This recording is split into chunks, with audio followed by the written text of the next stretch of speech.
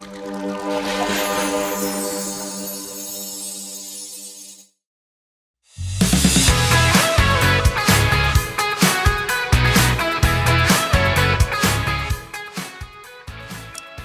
everybody, and welcome to the HR in Action podcast. Today, my special guest is Kyla Robinson. She is in Kansas City, Missouri, I think, right? Not Kansas City. Oh yes, Kansas. Missouri side. Close to home. I went to school, lived in Lawrence and Eudora, actually, for 7+ years. So we could reminisce about cool Kansas stuff and hanging out at Westport of the Plaza. But in any case, Kyla is the Organizational Development Training Manager for ARS, and looking forward to talking to her. A lot of cool stuff going on in HR within the organization. And so with that, I will now kind of turn it over to you, and maybe you can start off with just a quick introduction and let us know about your background and some of the work you're doing. Yeah, that sounds great to me. Thank you for asking me to be on here, for being flexible in rescheduling. I was actually a little worried we were going to have to reschedule again because we did have a snow day yesterday. Right. And I wasn't sure the roads were going to be ready for school today, but we got lucky. Kids are back off to school. Oh, they must be upset then if they didn't get a second snow day. Well, it's the virtual days. Oh, so like okay. My kindergartner brings her iPad home. And Things have yesterday I'm changed. sitting here working in corporate America while being like, how do you sound out snowball? Which in my background, I was a teacher. I taught for 6 years. I got my degree in elementary education. I have a master's degree in curriculum and instruction. Taught for 6 years, and then left and didn't realize until months later that I was burnt out. And that's why I needed to go at the time. But then it was funny yesterday because I was like, I left teaching for a reason. And I was very aware of it, trying to help her learn yesterday. Give me 3rd and 4th graders in their math. I can do that. Kindergarten, that's too young for me. But I taught for 6 years. I decided I needed to leave the classroom. And like a lot of teachers, had literally no idea what I would be able to do, what skills were transferable.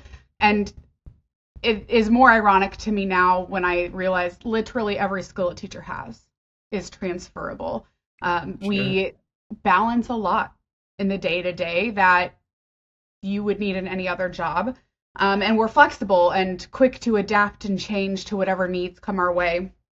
But I was applying to anything that I thought I could get, and I ended up getting hired as an instructional designer at a small company, 15 people max in this company. And I was with them for about 4 years. And it was a company that were family, people retire from here, but there just weren't opportunities to grow, to develop. And so started looking for other opportunities, landed in this position as an instructional designer. And I remember getting offered the job and asking if this was even the industry I wanted to work in. And I'm realizing now, yeah, there's never a dull day. Everything is always evolving. But my role has shifted from really just developing learning content to leadership and management development. I facilitate and develop the programs that we offer. We have just wrapped up some performance trainings, talking about best practices with those. Mm-hmm. And with the trainings that I do, I talk a lot about the culture, but also how on earth are we preparing for the future of the company? And it's taken a bit, and I think, we had briefly talked about it. It's taken a bit for people to come around to the fact that, like, what I'm saying, I'm not just saying because I want job security, but I'm saying it because these are researched, valid concerns about moving companies forward as we see shifts in generations. So yeah, it keeps me busy, on my toes. I feel like I have a different role every other hour. but I'm Wow. loving it. Yes. I, yeah. So real quick, so you said that that you were doing more just kind of curriculum, I guess, or training development. And now you're doing more. What are some of the sort of go-to or main things that you're working on right now in terms of this leadership development work? Yeah, so the first program that we've been offering is a management essentials course, really looking at, we have somebody that's been this individual contributor, and we have moved them into this management role, but we know that there's not always training that goes with that. We have a lot of people that were just kind of sink or swim. You were great in this role, so we're going to promote you, but we're not Yep. going to give you the tools to be successful. So the management essentials course that I teach is how do you manage your time? How do you go Mhm. from buddy to boss? What do performance evaluations look like? What is the best way to facilitate an interview? It's really foundational pieces of learning how to be a manager. So I've Yeah. been teaching that one for 3 years. And actually, last week I was able to announce that we're moving it to a self-led program. So it'll be fully available on our LMS. And I'm very excited about that. There's a time commitment involved in any development, but especially a program like that. And we've had Yep. some pushback just because it's freezing out. We have customers that don't have heat that need us, and Yep. that takes priority over the training. Of course. But in order to be the best organization and attract that top talent and move into the future, we need leaders that have those skills. Yeah. So moving that to self-led where they're able to just move at their own pace versus the faster pace that I would take them through. And then Hmm. from there, this last year, we launched a management evolution program. And that one goes more from how you're managing operations to how you're thinking strategically within the operations. And that program has been better than I expected it to be. We do a lot of practical application, breakout rooms, and seeing some of our leaders truly get the opportunity to lean into an area that they have concern or where they think it could be improved and see how when they're empowered and when they're given the task, they're overcoming that and making these positive changes. And that's not something that I anticipated seeing when we originally built the program and went to launch it. So Very cool.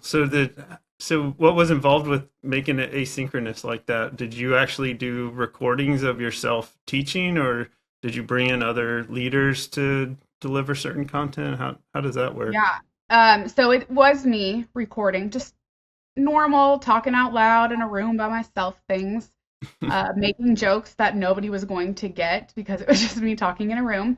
But I started that way, recording my face and everything for the slides. And then we also had to think about the longevity of the program. And if an edit needs to happen and I'm not there, what options do we have? Right. So I moved into doing more of just voiceovers with the content. But it was originally delivered as originally OG, a day and a half data dump. And we brought everybody together. We just Oh, talked okay. through it and we sent you on your way. Yeah. And then we moved it into a 10-week program that was 2 hours virtual instruction every week, practical applications, pre-work homework, and then moving it to this asynchronous. It is, instead of 2 hours, very much broken down further. What little bit of content for 10 minutes can I talk about? So you can digest that chunk, go about your day, and then come back to it when possible. But there are certainly things to figure out. You don't have group conversation. We're not going to have breakout rooms.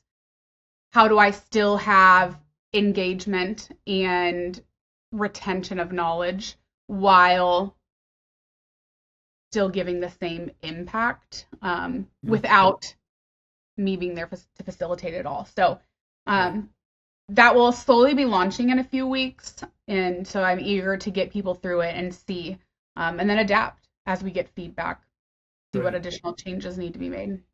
Yeah, because I imagine, you're going to lose some of that interpersonal aspect, right? I would guess you could still be available if they have questions. There's probably Mhm. some type of way they can post questions or reach out to you. Um, but it sounds like, I mean, obviously you get everyone for a day and a half. You just slam them. We call it fire hose Oh treatment, yeah. right? And you just slam them with all this information. The retention's going to go way down. um, Even spreading it over multiple months, which is how I've done quite a few leadership trainings in prior companies and with clients that I work with. But even that still doesn't necessarily lead to a lot of behavior change. Mhm. You have to have those reinforcements as well. Although the training over time definitely helps, especially if it builds on itself. Mhm. Are there things you're using for measurements or to kind of track these sort of things to see how it's going and the impact of the work you're doing? Yeah, we slowly integrated polls into our trainings. Some of that Mhm. was just for us to catch some data. I've mentioned performance training. We've seen a shift since we started that program to now. But the people that would be like, did you have a performance review last year? And they'd say no. And then you're going back to people saying, What this the is what we heck? have people telling us. Yeah. Um, and so we've seen changes already with that. And so I have had to think of how we're going to continue to collect some of that data through this asynchronous method. But I have them complete a survey and I give it a little bit of time after the training. So I'm not sending it right away. I'm giving a week or two. The holidays came into play here, so they had a little bit longer this time. But Yeah. I had done a pre-survey asking them to assess their skills, and then we did a post-survey. But a lot of what I found is that people thought they were really good at things in the pre-survey, but you don't know what you don't know. Mhm. And so then when they're taking the post-survey, we weren't getting the most accurate data. And so I adjusted it so that their post-survey has them think to before you took this course, where would you rate yourself? And where would you rate yourself now? And we've seen a 20 to 25% increase in where they are rating themselves, which has been wonderful to see.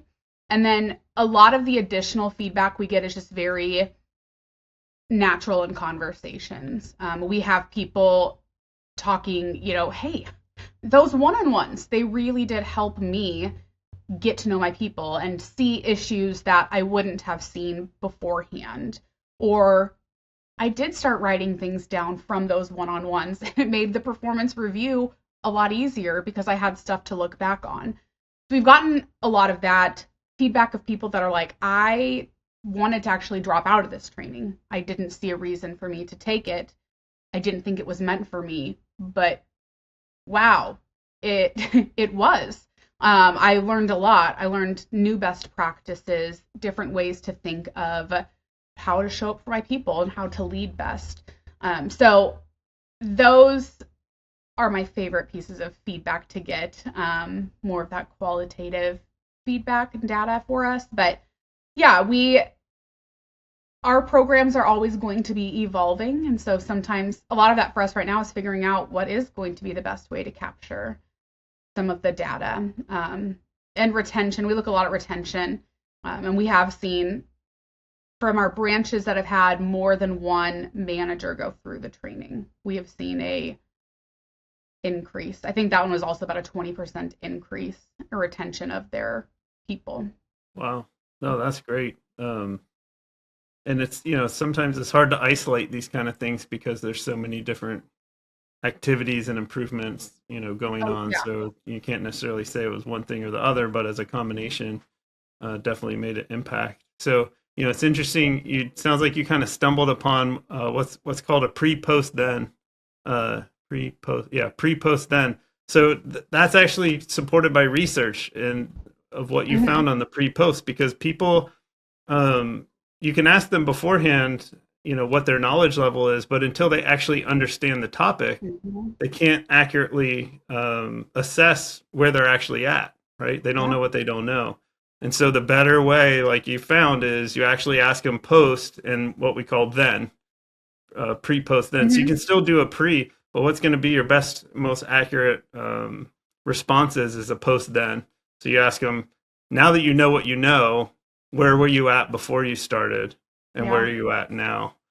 Um, the only other way to do, and that's Kirkpatrick level 2, right? Is did you Hmm. learn anything? Which I'm sure you're very familiar with all your We love them. education Yeah, we love background, right?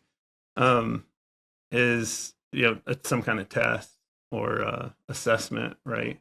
Have you considered any of that? And then also I'll follow that up with what about levels 3 and 4? Have you looked at, well, really three, I guess, because you got retention data, you got these other right. things to see if it's actually making an impact. But I think one of the hardest things to measure is, are they actually changing their behavior as a result of that knowledge or what they've learned? Yeah. We have considered a test.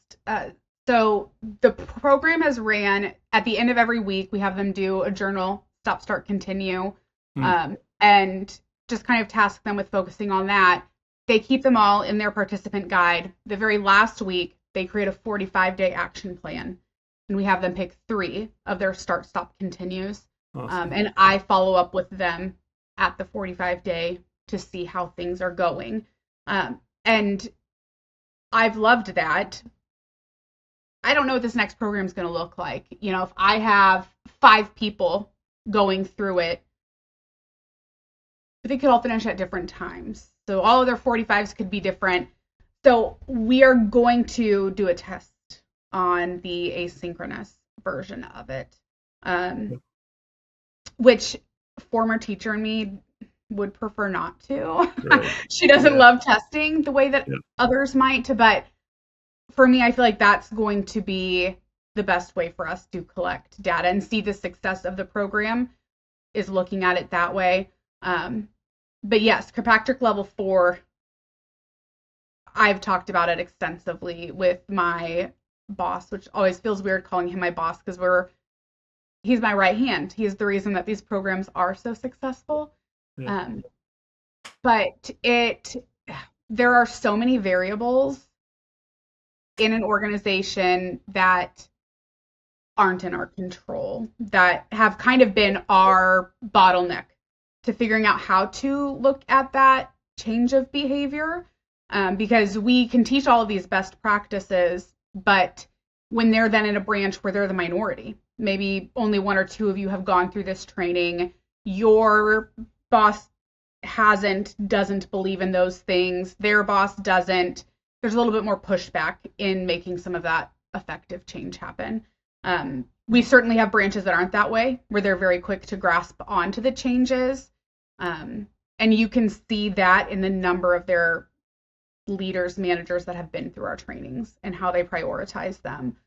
But when it comes to overall looking at behavior change, that has been the hard part for us to figure out in the way our Yes. organization is set up. Yeah, super tough. What's the scope of these trainings? Is this national? You're going across? Yeah, we're doing it nationally. So, well, this organization is headquartered in Memphis. We do have branches all across the US. We're probably sitting around 70 branches across the US. And so it's 70 different branches that function as their own individual branch.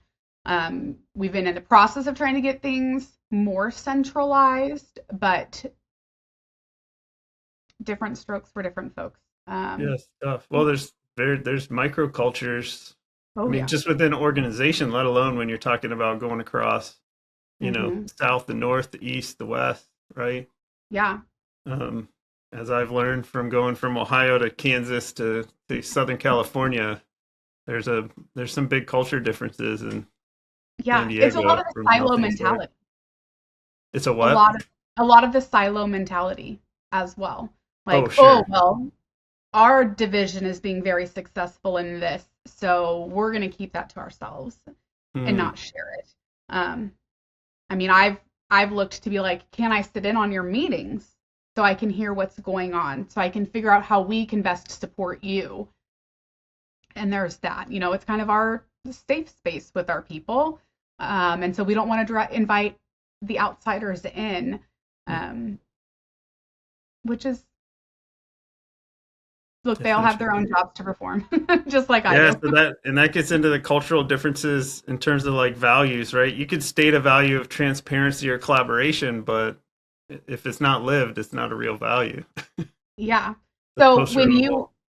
when you developed Intrinsic first, did you come up with do you have your mission statement and your own values? Yeah, we do. In fact, I don't have them quick enough handy, but we just did. So I've been working with a few clients now where we've done a culture initiative where I help organizations define their culture. And the way we do that is we set a mission, a vision, values, and principles or behaviors, Mhm. value behaviors. Mhm. Mhm. And we do it through what we call always and nevers generally. So I pulled that from a book from an old company that I worked with that I was introduced with, Don DeJulius, The Customer Service Revolution. Probably very applicable to stuff you're doing because you're Yeah. much more customer facing, um, and in terms of like B2C.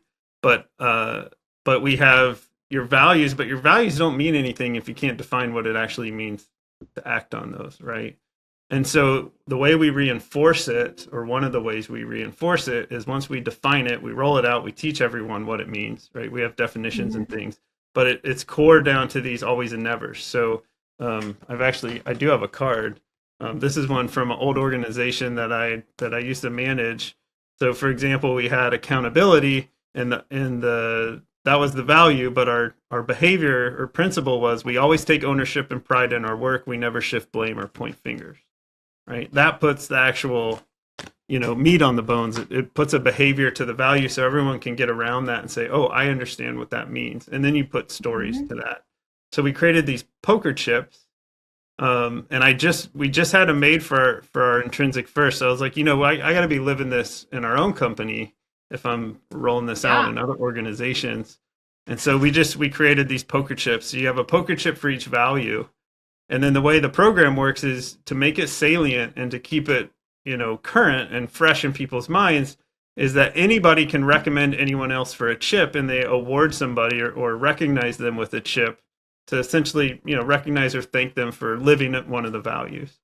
Yeah. And there's no monetary value to it. It's just, something cool to collect and just a way to thank someone. So from a basic psychological need perspective for Mhm. motivation, it's reinforcing or supportive of those basic psychological needs as opposed to being some kind of external type of, oh, I'm only living the culture so I can collect all the chips, right? We don't want that. We don't want to create that. We Right. want it to be a recognition of, hey, the behavior was what we wanted to see. We want to thank you for that or recognize.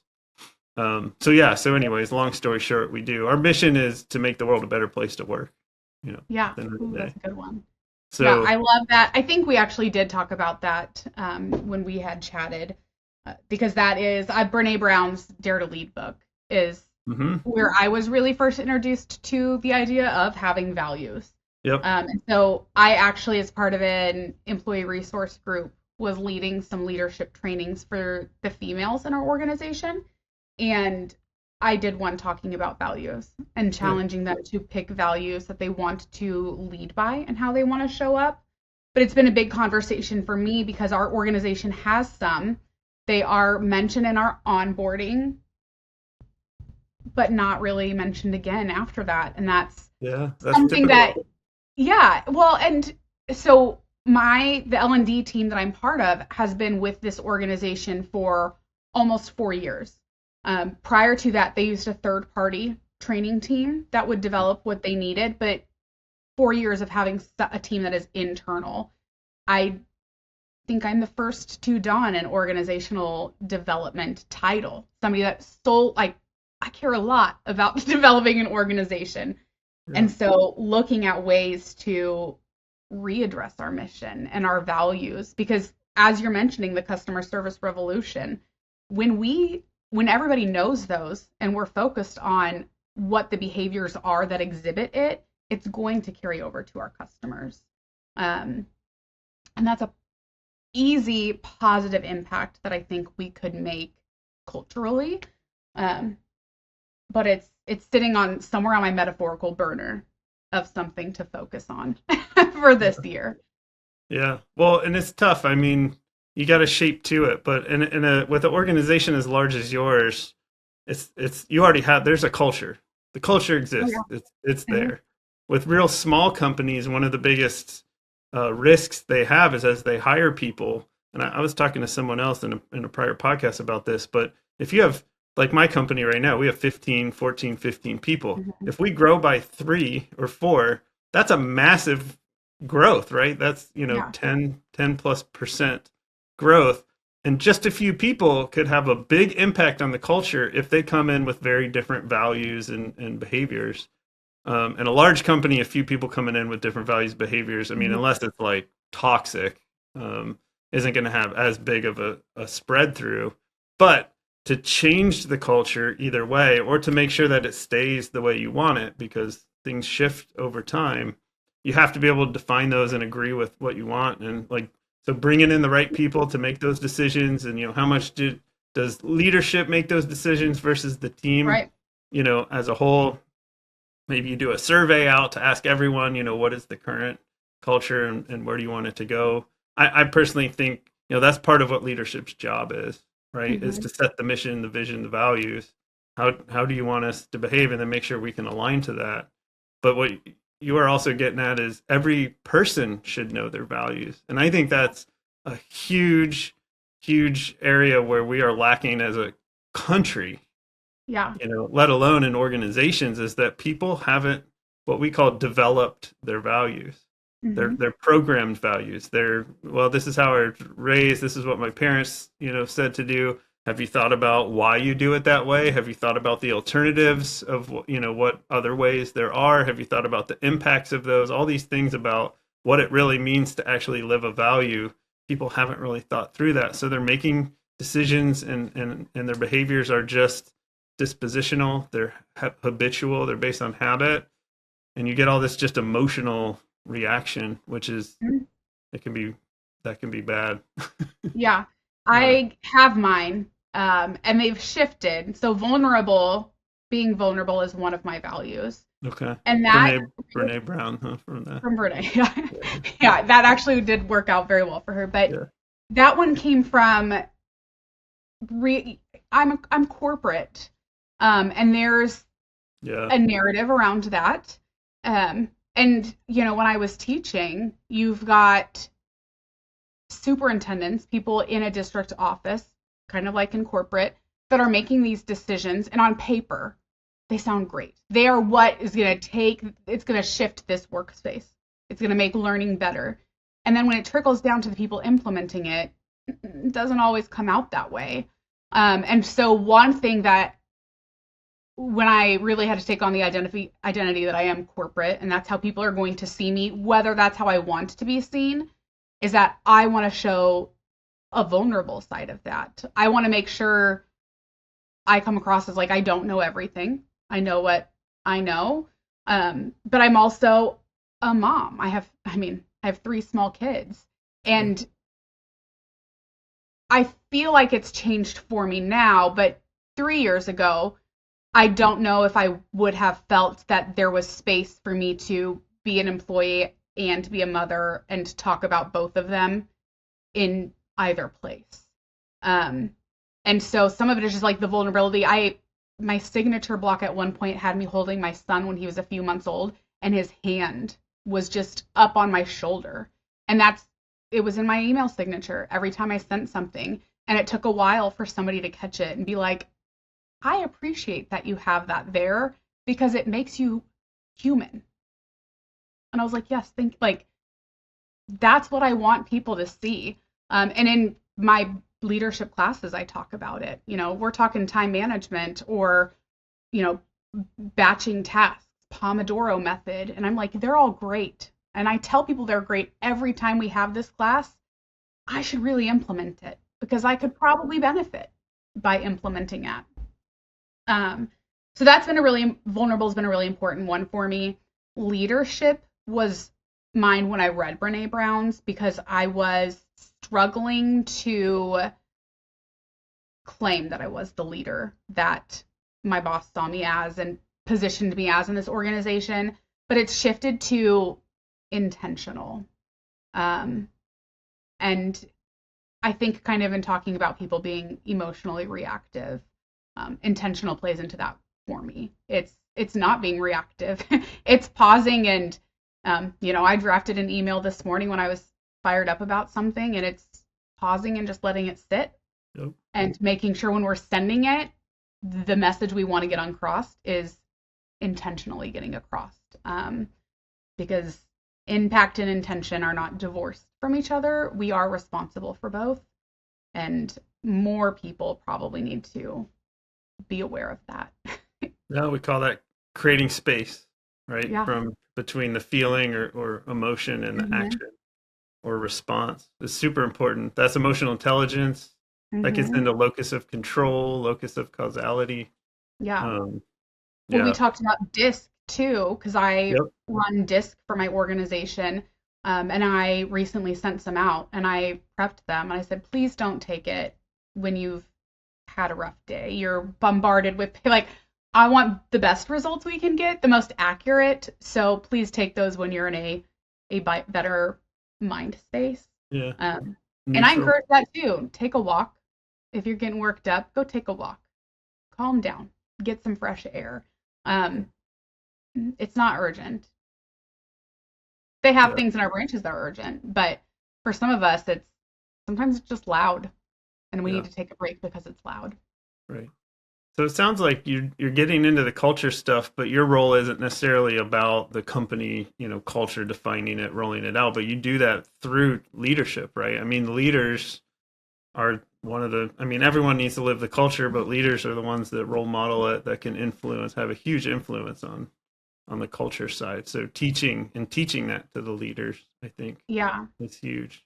yeah. Well, I talk in there really about the younger generations as we see them coming in, because we know with our Gen Z, um, if you give them a task, they're going to ask questions. They're going to question you about it. And there are people that will take that very personally. It will be disrespectful, like they're questioning authority when that's not their intent. Their intent is to ask these questions to understand, which I love that because there's not enough of that happens in the workplace now, I feel. Um, but I remember talking about that one week, and weeks later, our call center manager brought it up. And she was like, I remember Kyla saying that like the first week of training, and it stuck with me ever since. And I was like, excellent. Like, that's the best feedback I could get, is that one little thing that I said one week, challenging you on your mindset when it comes to people questioning you, is what has stuck with you.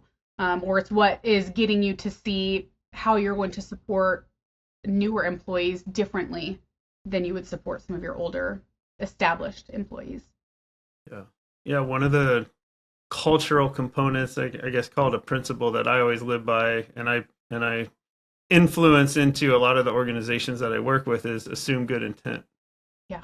right? And I think that directly relates into that because, yeah, every generations are going to have different things. People and their personalities are going to have different things, but you have to be able to stop and create that space, and then and recognize that. Well, hold on, Mm-hmm. what's the intention here? And maybe they do have ill intent. I mean, but 99% of the time, from my experience, it's not ill intent. People aren't No. trying to do you wrong. They think what they're doing is the right way to do it, or they're curious, or whatever the reason. Um, you got to assume good intent, and Yeah. that disarms, that creates an opportunity to then have a conversation. Then you start getting into active listening, and creating mutual understanding, and all these different skills that are so important for leaders, and really, I think, any individual. Oh But yeah. so we're shifting. So you brought up the generational thing. I know that was a topic we had talked about getting into. So so one of the things you mentioned is that they like to question things Mm-hmm. more. What else is there? What is the challenge with the new generation coming in, or just the generational aspect of things that you're working with? Well, one big challenge that I see in any organization, but I see it as a almost red flag for our organization when you're looking at the amount of hours a manager might work. I mentioned it's freezing outside. So I know I have managers at my local branch that are working easily 70 hours a week going through this. And it's the same way in winter or in the summer when it's blazing hot out. And that doesn't really sound great. And younger generations see that. And so they're more hesitant to take on leadership roles. And that's going to leave a massive gap in organizations if we don't proactively start shifting. And I'm not, work-life balance is what you make of it. I think there's a way for everyone to have some sort of work-life balance. They just have to define it themselves, establish those boundaries. But I think if we normalize a job where you're working 60, 70 hours a week, we're going to really struggle to find people to take on those positions. And that's going to have a massive negative impact on an ability to continue to succeed in the workplace. Yeah, there's a lot to that. I mean, some people, I don't know if you can work 70 hours a week and say that and actually legitimately have a good work-life balance. Although, I mean, essentially that just means that work is a big piece Right. of your life, right? And you don't have other things that are pulling you away. I mean, I work probably close to that right now, owning my own company and stuff. But there's a very, very blurry line, Yeah. if not any line, between work and home and all the different things that I do and hobbies and everything else. But there was something that somebody told me many years ago when I was in a leadership role. I was like a director of operations, and you have to work in the evenings and stuff and on the weekends to get stuff done, and emails a big part of that. And someone pointed out to me one time is like, whether I want to or not or intend to, as a leader you're setting an example. Mm-hmm. And when you start sending out emails at 11 o'clock at night or 3 in the morning, right, or on the weekends, you are essentially saying you want to move up in this organization and be in a leadership role. Either you've got to show that you do this already, or that's what's going to be expected of you when you get into that role. Yeah. And that's going to change the demographic of who's going to want leadership roles and go after that Yeah. and be We had interested. somebody on our marketing team, I think it was, that I had emailed, and in their signature block, it was, I likely have different hours than you. Do not feel obligated to respond to Right. this until your business day, which I loved because even in my role, I do feel like lines get blurry. And we had some staffing changes in Q4 of last year, and a lot of stress went on my plate with that. And I spent time sitting there. How do I show up fully for this job and show up for my kids? How what does that balance look like? Because getting into being a parent, there's a lot more moms working full-time jobs while having young kids than there have been before. And then having to teach their kids from home on snow days. Just a lot of shifts that I'm grateful for because I work from home. So I do get to be a much more present mom in that regard. But it is hard to figure out where are my lines as the employee, the mom, the wife, and then where do I find time just for myself in all of that?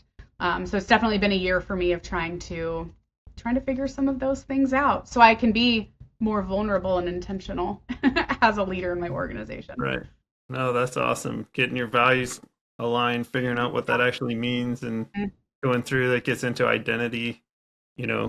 Who are you in these different roles, right? And how do you separate them, or how do they overlap? Because they Mm-hmm. can't overlap, and you can't look at people in an organization as just a resource. That's when you get into all these cultural problems, and especially when you're remote and you're working with people across the country. If you're not Yeah. seeing them and creating that relationship, then the default often tends to be they're the resource. And if they do something wrong, it's harder to assume good intent. it's harder to look at them as a human and recognize that, everyone's trying and, but everyone has strengths and weaknesses and all that. Yeah. Yeah, that's great. I have a meeting coming up, and what you just said is great. And even just that reminder of assuming the good intent, when we're It can having be hard. struggles working with other teams, and gaps in communication. Like, Yeah. at the end of the day, you just have to assume that good intent. So, Right. yeah. Yeah. No, so we're buying a property right now, and the bank that we're working with, I won't mention names, although I do think it's more of a positive story. But, something happened where they gave us bad information up front that we found out later, kind of in the 11th hour. And it's like, and so I find this out, I'm like, whoa, this is not what we talked about. And I would have potentially made different decisions, Yeah. based on this. And so, and I consciously went back. I'm like, look, I'm not as, I assume good intent. So I went back. I was a little frustrated, and I made it clear in an email that I wasn't happy with this, but I also clearly stated, like, look, I'm assuming good intent. I know there's no ill will, or I hope that there wasn't. It's not that you were trying to pull one over on me. But we need to talk about this and figure it out. And they came back, and I thought they were gonna, like, start trying to, blow smoke up my bum. They tell me, oh well, market conditions, this and that, and the policies, and but they just owned it right from the start. You know what? I messed up. At the end of the day, that's what it is. And so I'm going to do everything that I can. But there's only so many things I can do, because there's, policies and things like that. But, I appreciated that so much. And I think that some people probably wouldn't. Oh, if you own up to something, water under the bridge. We can move forward from there. Yeah, for me, that was Yeah, huge, right? It's just being able to, that gets into your vulnerability, right? It's just right. owning up to it and saying, look, I'm not, I got a whole bunch of good excuses I could throw you, but Yeah. Which one will stick? Yeah, yeah, there's no reason to start throwing excuses on the wall to see if one right. of them sticks. You just don't know. Yeah, But that made a huge difference, and now I think, we have a partnership. I think that's going to last, really strong yeah. over the coming years, or however long this goes. So, Hmm. but yeah, those kind of things are huge, Yeah, definitely, and it's yeah. tough to go into some of those times when you're all worked up. Yeah, no, it is. Yeah. Yeah. We talk a lot about accountability, and it goes really far when you're able to say, like, look, I dropped the ball. I was a little reactive because it feels like you're not being considerate of my time. So Yeah. head into that next meeting Yeah. being a little bit kinder. There you go. And actively listen too, right? Yeah. That's very disarming. Is people want to feel heard. And when I teach active listening, I always mention the quote from Stephen Covey. There's a video on YouTube of him doing it from, like, I think it's got to be the 80s, because, like, you've got these people in the audience with these big poofy, curly hair Yeah. with the bangs and all that, but essentially what he says is that not being understood is the psychological equivalent of air, meaning that Mm, if you have air, you're not motivated by it, but as soon as someone sucks the air out of the room, that's all you're concerned about. And yeah. so, in the same way, when you're feeling understood, if you feel that people understand you and are hearing you, it's not motivating you. But if you don't feel understood, that's all you can focus on. And you're Hmm. never going to get to a solution. You're never going to be able to work through challenges if you're just constantly wanting to make sure. And then you end up just circling and keep Right. rehashing and going back to stuff. But Yeah, yeah, super important. it is. So Yeah. cool. Well, we're coming up I on know. 45 minutes already. It filled that quickly. It does. We could keep going for hours, I bet, talking about all this stuff. And I mean, you're doing some really neat stuff. The leadership development and the culture stuff is, like, right up my alley of where I'm Yeah. super I interested in actually, the yeah, research I'm doing. made sure to grab Why We Do What We Oh, Do nice. after our Awesome. last conversation. So, There yeah, you go. I just finished up Strong Ground by Brene Brown, so I'm eager to jump into Okay, that one and cool. Yeah, that's see a what. good book. That's like one of the, it's a good kind of balance between the academic and the commercial side or the Yeah. business, the application side of things in terms of motivation, self-determination theory. Yeah. So I'm really excited. yeah, and I just I find it crazy. Like anyone I've talked to so far in any organization, I say self-determination theory. Occasionally I get a nod, but it's sort of like one of those nods like Yeah. you don't actually know what I'm Sure. talking about. But you mentioned Maslow's hierarchy of needs, and everyone knows exactly what Yeah. I'm Yeah. talking about. And the amount of research for that theory is essentially non-existent. The amount of research on self-determination theory is decades, thousands of studies. But yeah, this stuff has got to get out to organizations, to people, and Mm-hmm. it's life-changing in my opinion. Yeah. I'm really excited. So thank you for recommending it to me. Yeah. Let me know how it goes. I will. So, so I guess you don't have a company or anything that you need to plug. If I'm talking to a consultant or somebody, I'll give them an opportunity to talk about how they can be in contact. I'm guessing you don't necessarily want a bunch of people reaching out to you unless they're looking for services that ARS Right. provides. Unless In you which want to case, hire me, then unless there's probably a here's 1-800 number here, for that. here's the thing that my boss is very clear on. Yeah. You build your well before it's dry. So I am always open to connections, to meeting external connections, because there is value everybody can add to a network. So sure, if somebody listens to this, I'm Kyla Robinson, you can find me on LinkedIn. But if you send me a message, let's find some time to chat. Tell me what you're doing and what you're doing that I need to be replicating for my work. Cool. Very good. Yeah. Awesome. Well, thank you for being on. This was a great conversation. We'll have to have you come back. We'll do another one and keep talking about the culture stuff. Yeah. Learn out into some of the psychology stuff as well.